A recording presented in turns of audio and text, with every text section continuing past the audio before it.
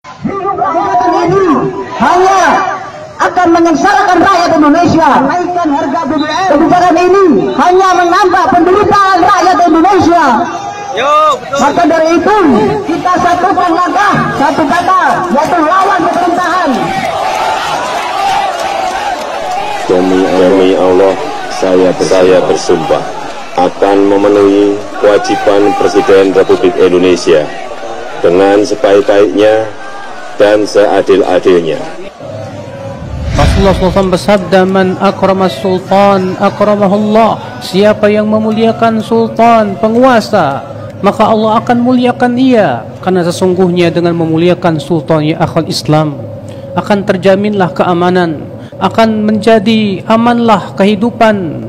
Ketika sultan sudah tidak dihormati, ketika sultan itu tidak diagungkan dan tidak diberikan hak-haknya, dan rakyat pun tidak mempunyai adab terhadap penguasanya, pastilah ya akhal Islam tidak akan pernah terhasilkan keamanan selama-lamanya.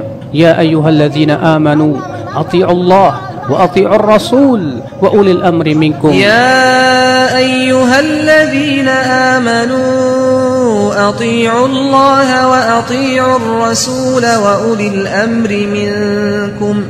Wahai orang-orang yang beriman, taati Allah, taati Rasul, dan ulil amri di antara kalian. Taati Allah, taati Rasul, dan ulil amri di antara kalian. Aku wasiatkan kalian untuk bertakwa kepada Allah dan mendengar dan taat kepada pemimpin, walaupun dipimpin oleh hamba sahaya Ethiopia.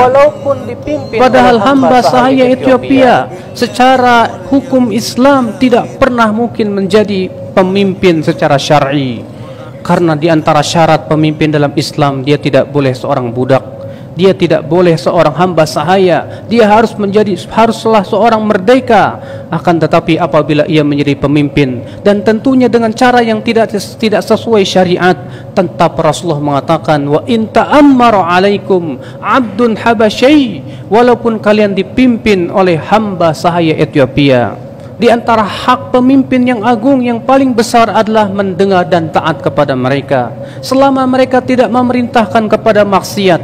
Karena apabila mereka memerintahkan kepada maksiat, maka kita tidak boleh menaatinya. Rasulullah sallallahu alaihi wasallam bersabda, la ta'ata li makhluqin fi maksiatil khaliq. Tidak boleh menaati makhluk untuk memaksiati Allah Subhanahu wa taala. Hak mereka yang harus kita penuhi sebagai seorang rakyat terhadap mereka adalah doakan mereka kebaikan. Apabila Allah Subhanahu wa taala mengijabah doa kita dan Allah pun menjadikan pemimpin kita pemimpin yang saleh dan bertakwa, demi Allah, tentu kebaikan pemimpin ini untuk rakyat semuanya. Tentu kebaikan pemimpin ini untuk rakyat semuanya. Umat al-Islam, mereka mengatakan seperti Fudail bin Iyad dan Imam Ahmad bin Hanbal dan yang lainnya mengatakan, lau kanat li da'watun mustajabah, kalaulah aku memiliki doa yang dijabah oleh Allah, aku akan peruntukan untuk penguasa. Karena sabar itu lebih manis daripada madu, ya akhal Islam. Camkanlah baik-baik, jangan terbakar oleh perasaan-perasaan. Camkanlah baik petuah-petuah Rasulullah, dahulukan titah beliau daripada perasaan dan akal-akal kita. Walaupun mungkin menurut perasaan kita ini sesuatu yang tidak baik, walaupun menurut perasaan akal kita ini sesuatu yang aneh, akan tetapi Allah lebih tahu daripada kita. Allah berfirman, wa asa an takrahu syai'a wa huwa khairul lakum wa asa an tuhibbu syai'a wa huwa syarrul lakum wallahu ya'lam wa antum la ta'lamun. Boleh jadi kamu tidak menyukai sesuatu, tapi itu baik buat kamu, dan boleh jadi kamu menyukai sesuatu, ternyata itu tidak baik buat kamu. Allah yang tahu dan kamu tidak tahu.